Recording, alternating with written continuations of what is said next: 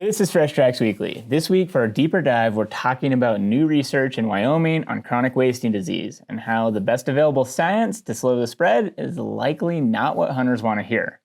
Also, we have just a couple news stories from the week. In Wyoming, a ranch family is attempting to close down a road that accesses a significant amount of public land, in addition to being a primary access for other landowners and the county. The road in question has been considered a county road for years and used by many people on a daily basis. But the Woodbury family has claimed that the county never went through the proper channels to take ownership of the road, and therefore they have the right to close it down. The family claims that the road is enabling abuse of their private property through trespassing, littering, motorized off-road use, firewood collection, among other problems. I feel like it is worth noting that the family purchased this property in 2023, so take that for what it's worth.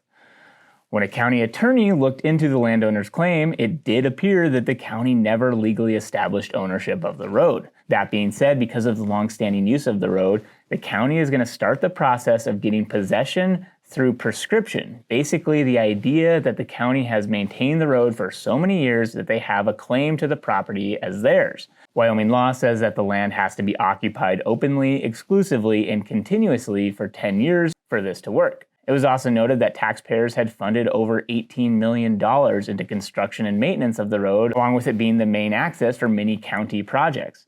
So when the family threatened to close off the road, the county responded by suing them to stop them from closing it.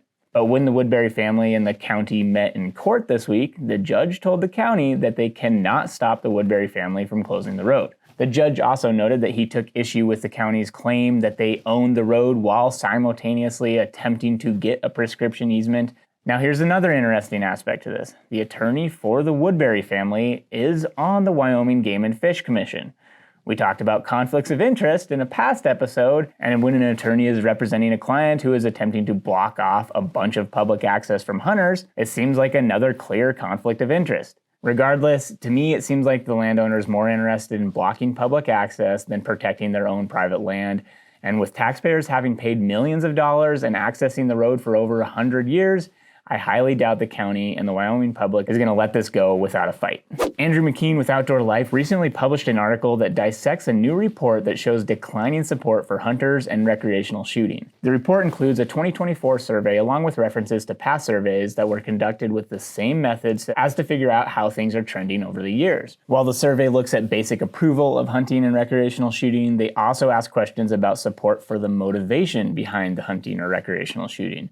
Things such as hunting for meat versus trophy hunting, or wildlife management, spending time in nature, etc. They also looked into the method of take, like using a bow versus a gun, using bait, hunting with dogs, hunting a property with a high fence. For recreational shooting, they broke motivation into things like learning self-defense, or for recreation, competition, or for the challenge. They found that overall approval of both hunting and recreational shooting is around 76%, which is down from 81% in 2021. While year-to-year fluctuations are hard to draw conclusions from, the steady trend downward over a 4-year stretch seems to have more people worried. It is interesting to see the attitudes of the motivation behind hunting and shooting. As for hunting, the strongest support came in the form of those hunting for meat, and the lowest support was for those who were motivated by the trophy. They also had approval of species, with deer being at the top of the list, followed by turkey, duck, rabbit, elk, and then unsurprisingly, at the bottom of the list was African animals, but then in North America, it was wolves, lions, and bears. I did find it interesting that more people approve of bow hunting than they do hunting with a gun. I'm guessing it's because they simply don't like guns, or they think bow hunting is more fair to the animal. I'm not really sure. I'm not sure they would have the same feeling if they knew the wounding rates of archery versus firearms, but anyway. Also worth noting, hunting a property that has a high fence around it had very low support. These reports are fascinating to me, and it doesn't feel like the sky is falling, but also it's a little discouraging to see downward trends in support. It does make you wonder about how people form their perceptions of hunting and shooting. Obviously, everyone is different, but how we talk about it, what we post online, all impacts what people's perceptions are and what the non-hunting public thinks. All right, with that, we are on to our deeper dive talking about CWD and how many hunters like to follow the science unless it doesn't support what they want. What do we got today, Marcus? So deeper dive talking about chronic wasting disease. Again, We've talked about it in the past, but I want to talk about it in the context of my hypocrisy. Your hypocrisy? I'd love to get into it. But yeah, there was a new research project in Wyoming in the Wind River Valley that you just forwarded me an article that was in WyoFile. Great publication. Yeah. But anyway, it's not looking good for this particular herd of mule deer. It's really bad. They have extremely high prevalence of CWD, and they knew this. They've known it to have like 75% prevalence of CWD. Yeah. And so they started a research project last year where they put out 40 GPS collars, 30 does, 10 bucks. And just in the first year, 15 of the 30 does have died from CWD and 7 of the 10 bucks. And then even since they wrote the article in the next couple months, 2 more of those bucks have died. Right. So 1 out of 10 survived. 1 out of 10 bucks survived. Yeah. Really, really bad. Yeah. It's not looking good for this particular herd. And this is probably one of the worst places of anywhere that I'm aware of. Yeah, I think they talk about it too. They don't they have some units in Wyoming that have high prevalence, but nothing like this. And they're trying to ask the questions. Why here? Why so much? What's happening here? And I think the studies, as it has, more longevity, it's going to be really interesting to look at because we're in this phase where our managers are trying to walk this fine line of keeping hunters' trust and faith that, hey, we're doing what the science tells us to do. Right. But they get over here and they propose management prescriptions to keep adult buck numbers, based on what they know today. And fortunately, most of them are humble enough to say, look, we don't have it all figured out. If we had it all figured out, we'd solve this. But the best of what they know today is trying to keep buck numbers under 25 per 100 does, closer to 15. And that's not what I want. It's not what a lot of hunters want. I want to see lots of bucks out there on the landscape. Yeah, and I understand the predicament because I think people look at it and they say, like, well, if the deer are going to die anyway, why can't, we at least have some older age class bucks? But at least the preliminary data is looking like that's just not how it's going to work. Like when it gets this bad, they're just so infected. Like 74% of the deer, of the bucks killed by hunters in this project herd that they were studying, they had CWD. Yeah. And they 74, 3 out of every 4 virtually. Yeah. And then even and that means that they're dead. CWD is not a survivable disease. Like once they have it, they're going to die within a year, most likely a year, at most 2 years. Yeah. So is it even feasible to think with that prevalence rate that you're going to recruit any bucks into the 4, 5, 6-year-old category? Right. And again, there's so many unknowns. And so I can see the reluctance of hunters, but it's just like you said, the best available science right now is that keeping densities low and mature buck numbers down is probably the best thing. But yeah, even in this herd, again, in the study herd, a third of the 1-year-old bucks had CWD, which is not common. No, they get it when they're 2 and older. So yeah, anyway, this one just there's a theory that they're not getting it from deer to deer transmission, that there's something persisting on the landscape. Yeah. And so that's another thing that they're looking at in the study. They're trying to identify exactly where these deer are getting it. Is there a certain geographic hotspot that they're contracting the disease? And it also, and I don't know if this was, there's no publication off this study yet. So a lot of this is anecdotal. There's no hard crunching of the numbers yet, but it seems that the deer in agricultural areas also have higher prevalence than the migratory deer, because there's kind of a subset of deer that some of them will stay local on these alfalfa fields and they don't move a whole lot, versus some of the herd will migrate in and out, and those seem to have lower prevalence of CWD. So anyway, there's a lot of moving parts to this. And this comes up because every state where mule deer management is in, I don't know, controversy or flux, whatever you want to say, where it rises to the top, it's usually because hunters say, hey, I'm not seeing many adult bucks anymore. And you get causes, well, winter killed them all. Well, predators killed them all. Well, hunters killed them all. And it might be some of all of that. But we're also seeing here that in some areas with super high prevalence rates, disease is killing 9 out of 10 collared bucks just in the first, year of that study? Right. So we as hunters have always hung our hat, and this is where I'm kind of looking in the mirror saying this. Okay, Randy, you've always hung your hat on the North American model and management based on the best available science. Okay. I've talked to Jim Heffelfinger. I've talked to Andy Hollins. I've talked to people who they're managing this stuff. These are the people who are in the know. Jim Heffelfinger is the chair of the Mule Deer Working Group for the Western Association of Fish and Wildlife Agencies, which is that's kind of the conglomerate of all of the Western state agencies. What do we need to do range-wide to make things better? Yeah. And right now, that's what the science is telling us. And science, it can change. Like maybe we'll find out that something down the road is different, but like right now, that's what it's telling us. So that's where I struggle with what my personal wants are. And you've talked about this in a lot of our deeper dives of most of what we talk about are personal preferences rather than what the science says.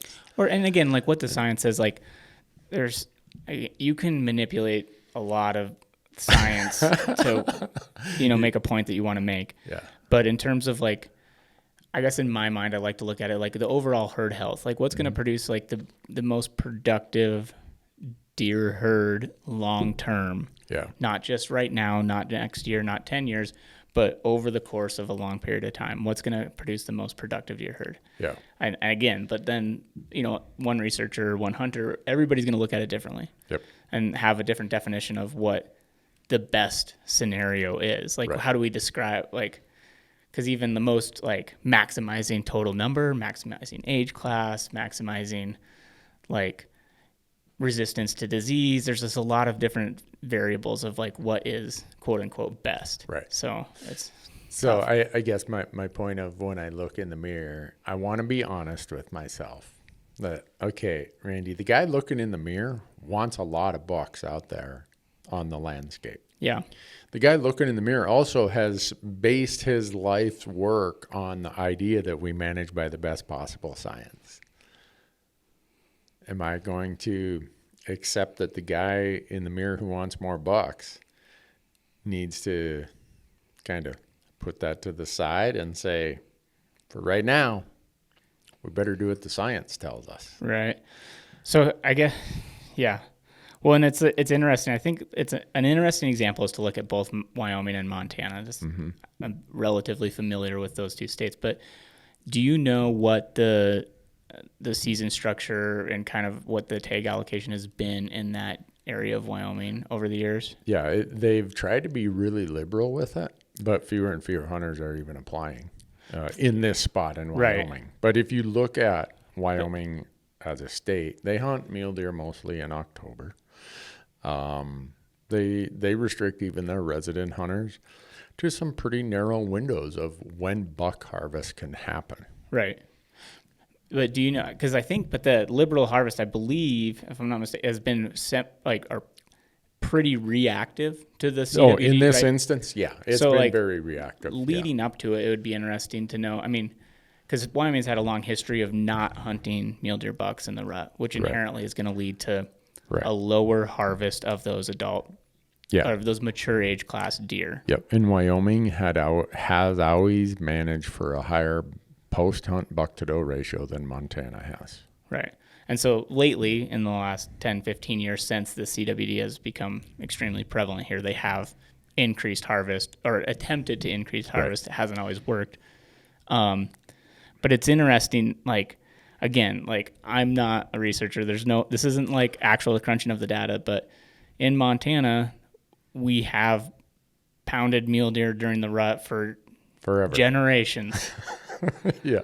And so you almost wonder, and again, like I don't know, but it could be a lot worse in some places in Montana had we not done that, potentially. If some of the science, these research, that's telling us that you should keep mature age class bucks at a lower density, that this honestly, it could have led to a better scenario for Montana. It's hard to tell. There's no way. We'll never know for sure. Right. But the more of these research projects that are going on, the more information we'll get, and we'll get a better idea. But honestly, it could, maybe we've been managing properly for disease, or, again, it's like your definition of good. Like maybe we've been creating a scenario where disease is not going to have a,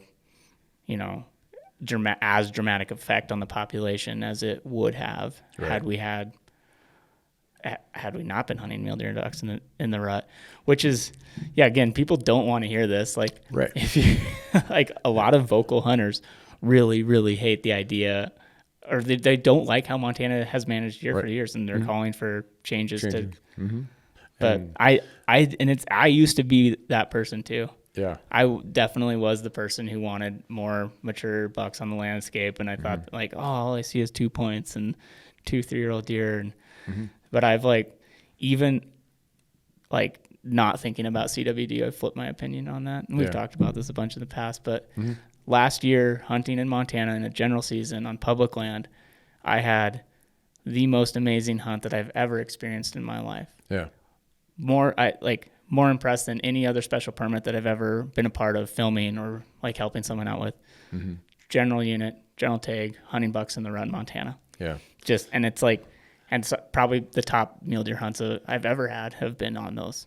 Yeah. And so again, anecdotal, I get it. Right. A lot of people have seen declines in their area, declines in bucks. And the point of that is, and it's good that you interject these varying anecdotal experiences, right? Because we do have, as this disease progresses, we're going to have more and more data. Yeah. And hunters need to brace themselves for the idea that the data could validate that as much as we would like to have 35 bucks per 100 does, those herds start having such high prevalence rates that within 5 to 10 years, all of a sudden, you just don't have any deer left. Yeah, and it's not even that there's going to be a bunch of mature bucks that have CWD, and so you still get to kill a mature buck. It's like eventually, like what's happening in this area in Wyoming, you're going to have a less productive landscape altogether. Like you're not going to, nobody wins, I guess, is the moral of the story. There's no best outcome for any user group. Yeah. The deer, the people, anything. No, and I'm trying to figure out, imagine if you're a game manager, say in Colorado, all right? You got this weird politics where you got ballot initiatives that are attacking hunting, and you're a manager, like, no, hunting's this valid thing. We operate based on this North American model. But if I start making these suggestions, these recommendations for management to lower buck numbers, now I'm going to lose my most important constituent that I've always been able to count on, the hunter. Right. So I guess my point of this is, and why I think it's worthwhile, is we're entering that phase where hunters probably aren't going to get everything they want. No. When it comes to mule deer or any deer management, because in a lot of places, whitetails have even higher prevalence than mule deer do. And this is a reality that's an unknown on the landscape. And if we really are advocates for the best possible science, we got to go with what's the best possible science that day, with the full understanding that as time progresses, the rearview mirror say, that was the best of what we knew at that time, but now we know more, and we're going to tweak and change. But it may not be the outcome or the management prescription we all want. But, yeah, it's interesting, but I think there's definitely what you're alluding to. There is some hypocrisy with hunters wanting to, claim they want the best available science when it meets their needs. Yeah. And then it's just like, I hesitate to say that you fall into a similar trap as some of these environmental groups that do the same thing, where they use quote unquote the best available science, but only when it supports what they want to. That's why accomplish. I open this with, I want to talk about my own hypocrisy. Yeah. Because I got a devil on each shoulder. One saying, want more bucks. One saying, Randy, come on, man, you know the best available science. Why are you asking for more bucks? You're not going to get it both. Right. Based on the current environment. And so I'm one of those people who internally struggle with this, but I guess I come out with my default is, all right, I don't like it, but it's pretty hard to have my personal desires of a short-term, if you want to call it a bubble, whatever, of higher buck ratios, if the science tells me that's in long-term negative interest of deer. So I'm going to go with what the scientists say, not what the people peddling this or promoting that or claiming to be, you don't have to search very far to find some supposed experts in CWD who are shoe salespeople, not against the shoe salespeople, or accountants or whatever. Right. So I think with this issue is going to be one of these crossroads issues where hunters have to define, are we going to be hypocrites? Are we going to be like those anti-hunting or environmental or other groups that we always complain about? Or are we going to stand on the side of the best science available? Yeah. And I think inherently what's going to happen too is some areas are going to do a perfect, scenario of according to the best available science, where we try to harvest a bunch of deer, keep densities low, keep mature buck numbers low. And there's going to be other areas that just don't, that, still don't hunt in the rut. They still, they're going to manage for bigger age class deer. That's just going to happen. And 10, 15 years down the road, we're going to have a better idea of what the best route is. And that's just what's likely going to happen. So I don't know I don't know if there's there's not really a call to action, I guess, other than to me, it's just maybe think about, these biologists aren't dumb. They are trained to try to, to understand what's going on. It's not like there's a silver bullet and they know everything exactly how it's going to happen. But in order to figure it out, you got to experiment. You got to figure, you got to try different things. And inherently we're going to try to, figure it out, manage heavily in some spots and not in others, and we'll see what happens, I guess. But if there is a call to action, when there are funding opportunities, like Congress just allocated a bunch of money for the states to do more CWD studies, support those things. Advocate for them, because the disease is not going away. No, it's here. Of how are we going to manage with the disease presence? Mm-hmm. That's really what it is. And ignoring it, claiming that it's some manufactured laboratory virus, that's not going to solve our problems. Yeah. So, well, and I'm an optimist too. I hope that maybe, maybe in the scenario of this Wyoming herd, that if it is agriculture areas that are concentrating it and spreading disease, that maybe that'll sort itself out and those deer will die out, and then the migratory deer are going to be that herd will build back up and be a bigger proportion of the population. I don't know. Right. But it's just you're hopeful that sometimes nature takes care of itself, but a lot of times we as humans we can either quickly make it worse or we can quickly make it better.